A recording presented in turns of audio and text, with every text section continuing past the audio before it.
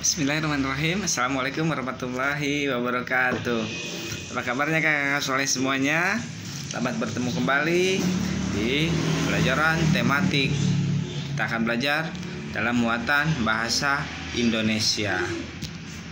Tapi sebelum itu, kakak soleh semuanya sudah pada mandi, sarapan, sholat duhanya sudah? Kalau sudah, jangan lupa terus membaca doa-doanya dan memurojaah hadisnya, murojaah surah-surahnya juga ya. Nah, kakak soleh semuanya, dalam muatan bahasa Indonesia kali ini kita akan coba menentukan peran utama atau tokoh utama, tokoh tambahan atau peran tambahan, ada tokoh antagonis dan protagonis dalam sebuah teks fiksi.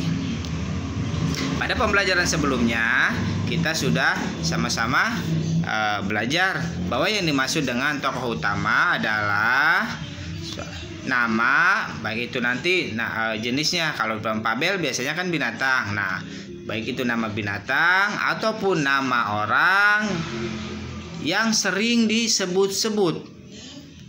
Atau gampangnya tokoh utama adalah peran utama, orang yang terus ditampilkan dalam setiap kejadian dalam cerita tersebut. Sedangkan tokoh tambahan atau peran tambahan itu hanya sesekali saja.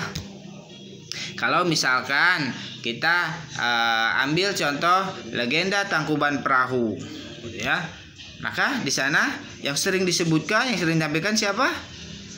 Iya, maka yang jadi tokoh utamanya adalah Sang Kuryang, ya.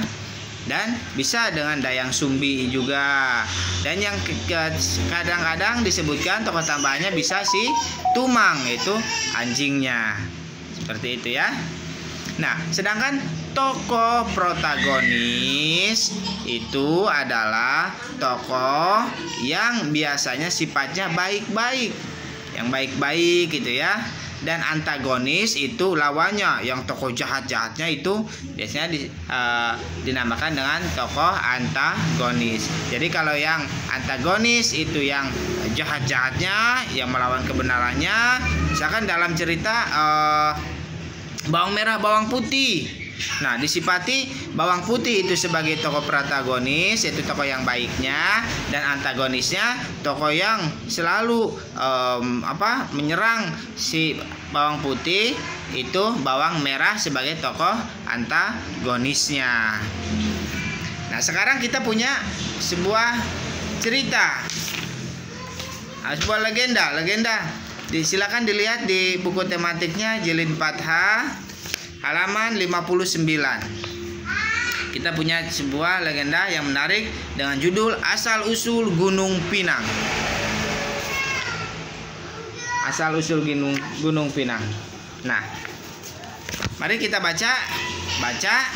Nanti setelah selesai, coba kakak soleh semuanya tentukan siapa tokoh utamanya, siapa tokoh pembantunya, kemudian dilihat dari sisi sifatnya, mana yang termasuk tokoh protagonis dan mana yang tokoh antagonis. Ya, bisa dipahami? Baik, selamat belajar, selamat mengisi hari Rabu yang ceria ini dengan hal-hal yang bermanfaat.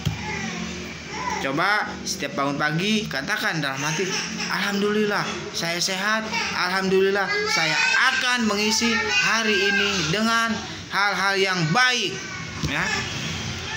Baik kakak soleh semuanya, silakan yang mau melanjutkan doanya dulu. Nanti setelah itu